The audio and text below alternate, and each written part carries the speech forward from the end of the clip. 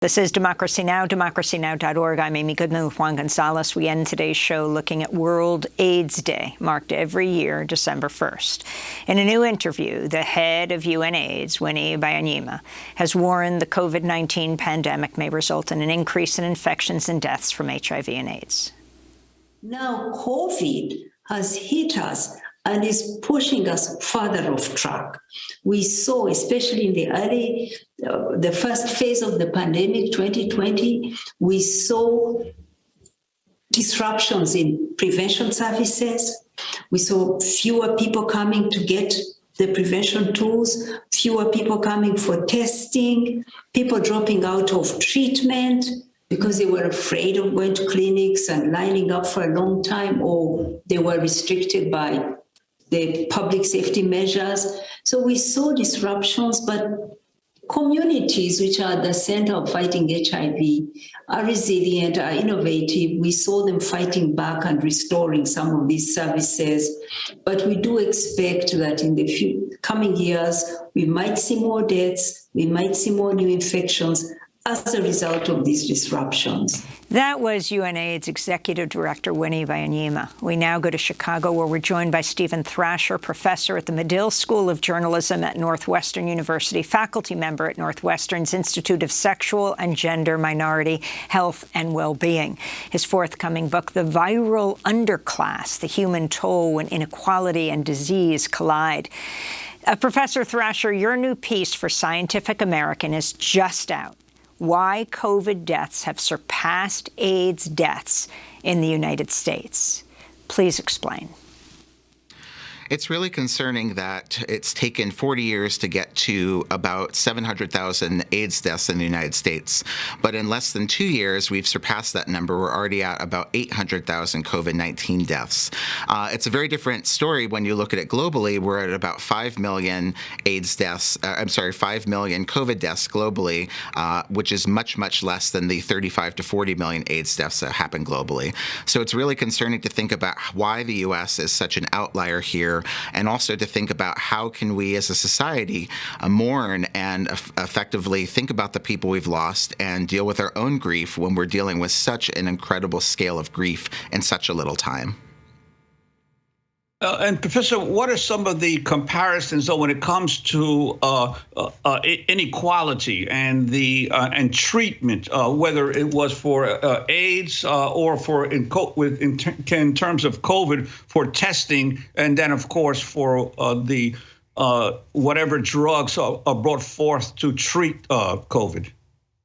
So your last guest was speaking from Barbados, and if you follow the colonial roots of the United States and England and the global north, you'll find enormous disparities around any kind of health thing, particularly around viruses, between the global north and the global south. So with HIV and AIDS, we first noticed it here in the United States in 1981, and we had a pretty big head start. HIV is a relatively slowly moving virus within humans. It can take 10 to 15 years before someone passes away from it. So we have time, and the United States had a lot of time once we got the medication in the mid-1990s to deal with it effectively, to make it so that AIDS deaths never needed to happen again. But those drugs took another 7-8 years to even begin to enter into countries like South Africa. And so their death rates continued to spiral for many years beyond that. Today, there's no reason why anybody should be dying of AIDS. Again, it's a slow-moving virus. And so from the time we know someone's infected, we can give them all the support they need. We have the science for it. We have the medicine for it. It's merely a matter of protecting capitalism and the profits of pharmaceutical companies. And so we're seeing very similar dynamics again now with COVID-19. It's a much faster moving virus, so there's a need to move more quickly because you don't have the window of opportunity to get to people. But we have the vaccines, we have medications that are very effective, and they're again being held from the global south to protect the profits of pharmaceutical corporations. One thing that I do think is significant and gives some measure of hope is that if you look at how marginalized communities dealt with HIV and AIDS, they've really given us the blueprint for how to deal with COVID-19. So South Africa, which is has been very hard hit by AIDS and been COVID-19, has also developed an extremely sophisticated genomic surveillance network for looking for pandemics. And that's why mutations of viruses, that's why we know to look at this new variant. Similarly, where you are in New York, Amy, the New York City Health and Hospital System had a very robust testing system. That's one of the, at some points they were doing more tests than the entire National Health Service in England. And so that's one reason why testing was very effective. They've had an extremely good vaccination rollout program. And so you're at about 90% of adults vaccinated in New York, and you had no COVID deaths in the past couple of days. So the blueprints for the places that were very hard hit by HIV and AIDS have given us what the tools and the blueprints of what we need to do going forward with COVID. And in terms of the lessons of the AIDS pandemic stretching out over decades, are you your thoughts on the possibility that we may be facing not 1, 2, or 3 years of a COVID pandemic, but actually decades, especially in terms of the fact of the ability of the virus to mutate and new forms staying ahead of the ability of the medical community to come up with vaccines?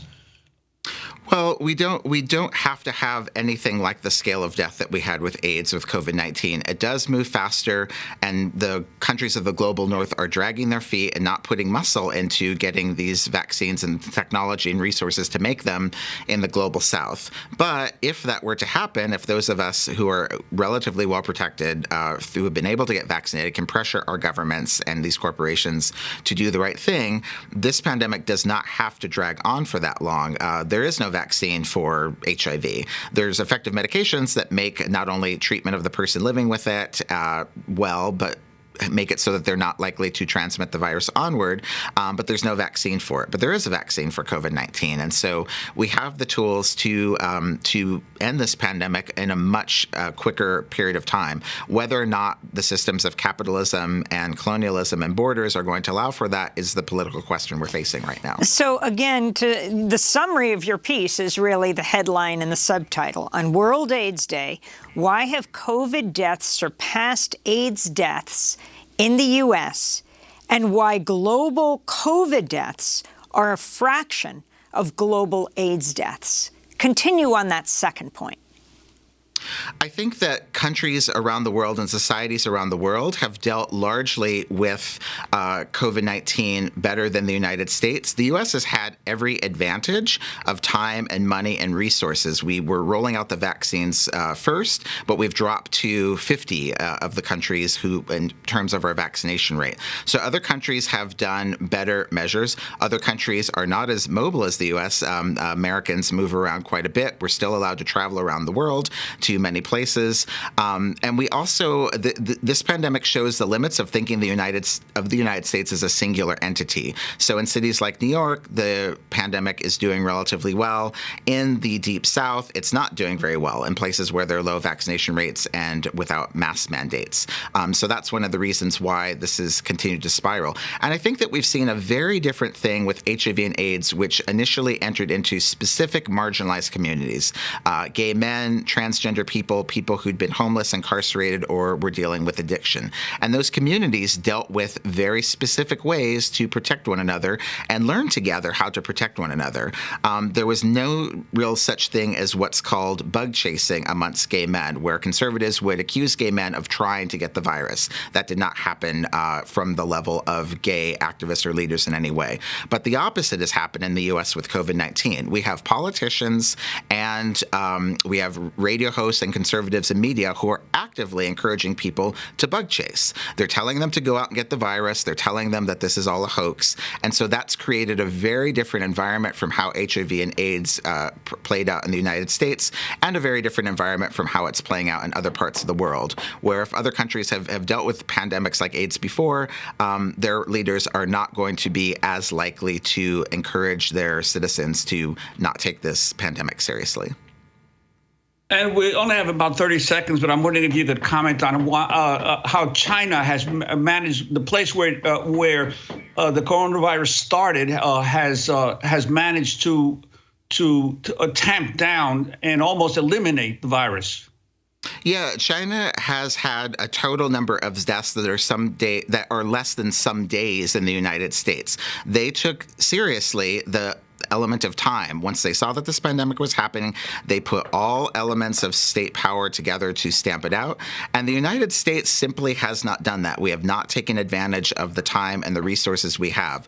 We're going into getting booster shots for vaccines, and we haven't really done everything that we could do with the first round of vaccines to keep this pandemic from playing out in ways that it doesn't have to. Steven Thrasher, I want to thank you for being with us, professor at the Medill School of Journalism, Northwestern University. We'll link to your new piece just out in Scientific American, headlined "Why COVID Deaths Have Surpassed AIDS Deaths in the U.S."